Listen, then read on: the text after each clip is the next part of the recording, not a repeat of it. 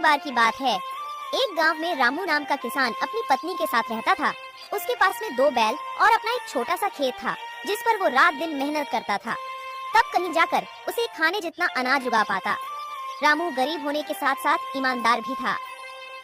रामू की पत्नी हमेशा अपने भाग्य को कोसती रहती। न जाने किस जन्म के पाप भोगने पड़ रहे हैं, जो इतनी गरीबी उठानी पड़ रही है। न जाने भगवान अपनी किस दिन सुनेंगे। अरे भाग्यवान, अपन कर्म के अलावा और कर भी क्या सकते हैं। देना नहीं देना ये सब तो ऊपर वाले के हाथ में है, अपने सोचने से क्या होगा। कह तो तुम सही रहे हो, मगर 2 साल से अपने गांव में ठीक से बारिश नहीं होने के कारण फसल खराब हो रही है।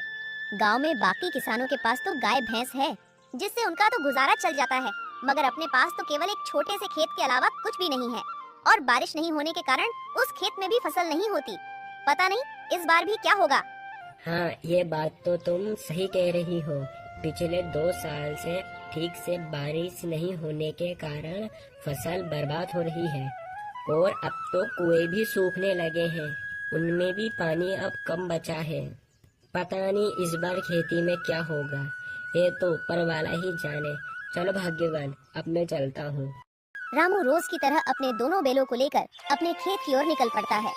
रामू भले ही गरीब था, मगर बहुत ईमानदार था। वो दूसरों का भला ज्यादा सोचता था और वो हमेशा अच्छे कर्म करने की समझ रखता था। और फिर रामू खेत पर पहुंचकर खेत पर मेहनत और लगन से काम करने लगता है।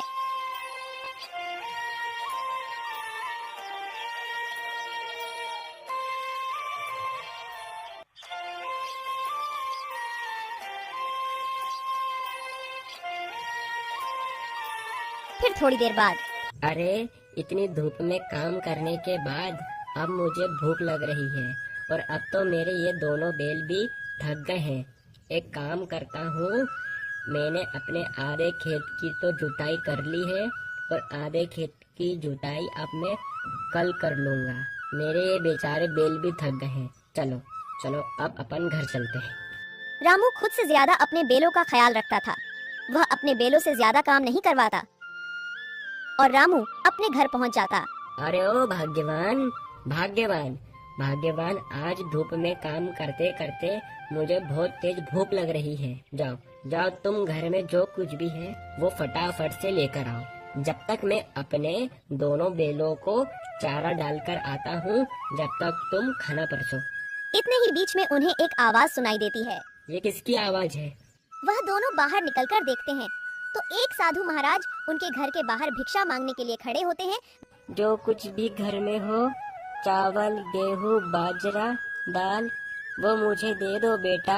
अरे साधु महाराज, हम सब पहले से ही इतने गरीब हैं, हम जैसे तैसे करके अपना जीवन गुजार रहे हैं, ऐसे में हम तुम्हें कहाँ से दान दें?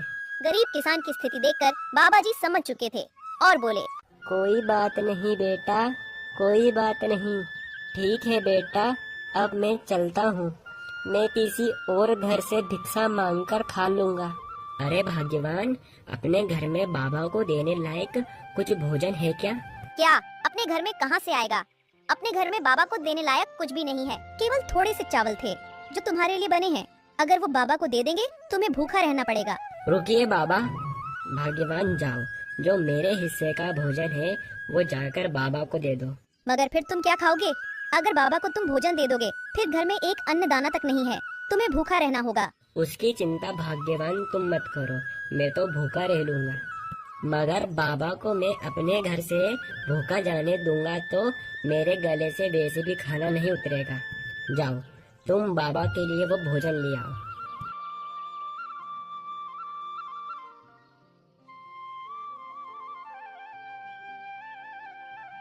रामू की पत्नी रामू की बात के अनुसार रामू के हिस्से का खाना बाबा को दे देती है। धन्यवाद बेटा, धन्यवाद।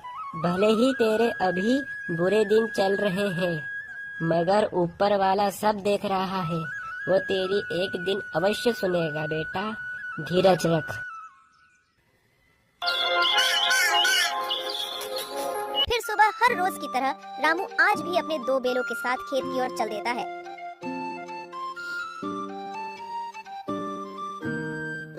अपने खेत की जुताई कर ही रहा था तो फिर इतने में एक अमीर व्यक्ति रामू के खेत के किनारे से गुजर रहा था और रामू के पास आकर कहता है, अरे भाई, यहाँ आस पास कहीं पानी है क्या?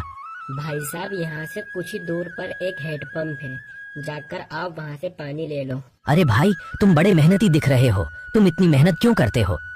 मैं अपने और अपनी पत्नी के लिए भोजन और कपड़े कमाने के लिए इतनी मेहनत करता हूँ। अरे, तुम इतनी मेहनत करने के बावजूद अभी तक गरीब की गरीब हो। तुम तो अच्छे काम करते हो, तो भी तुम गरीब हो। मुझे तो नहीं लगता है कि कर्मों का फल मिलता है।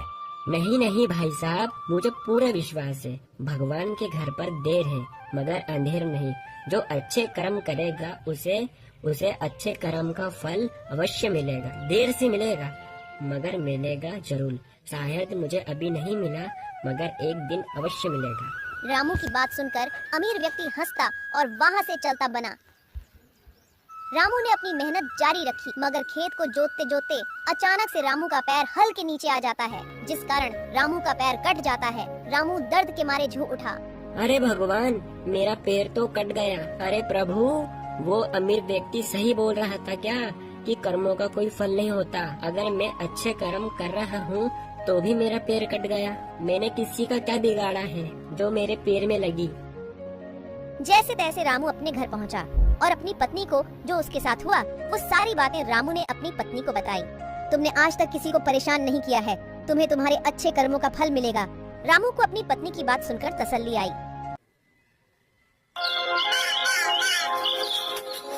फिर अगले दिन रामू जख्मी होने के बाद भी अपने दोनों बैलों को खेत की ओर ले जाता है।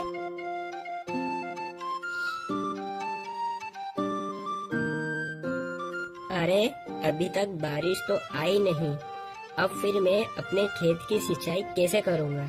चलो एक काम करता हूँ, अपने खेत के कुएं में जाकर देखता हूँ उसमें कितना पानी है। अगर उसमें पानी हुआ तो अपने खेत की सिंचाई करूँगा। अपने खेत के कुएं के पास में जाता है मगर कुएं में एक बूंद भी पानी नहीं था। कुआं पूरा सूखा पड़ा था। अरे मेरा खेत का कुआं तो पूरी तरह से सूख गया। अरे भगवान, ये कैसी परीक्षा ले रहे हो? घर में अन्न का एक दाना नहीं और अब तो मेरा कुआं भी सूख गया है। इस बार खेती में कैसे करूँगा भगवान? एक काम करता हूँ, मैं अपने कुएं के अंदर जाकर खुदाई करता हूँ, अगर पानी निकल जाए। हे भगवान, कृपा करना प्रभु। इतना कहकर रामू कुएं के अंदर उतरकर खुदाई शुरू करता है।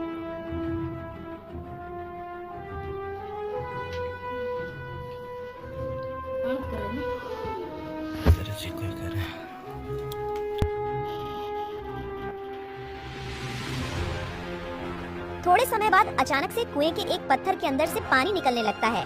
ये पानी कहाँ से आया? मुझे तो अपनी आंखों पर विश्वास ही नहीं होता। मुझे तो लगता है ये सब मेरे अच्छे कर्मों का फल है जो मुझे मिला। भाग्यवान सही कह रही थी कि तुम्हें तुम्हारे अच्छे कर्म का फल अवश्य मिलेगा। ऊपर वाले ने मेरी सुन ली। इस पानी से तो अब मैं अपने खेत की सिंचाई अच्छी तरह से कर सकूंगा। रामू की खुशी का कोई जवाब नहीं था। रामू पानी को देखकर बहुत खुश हो गया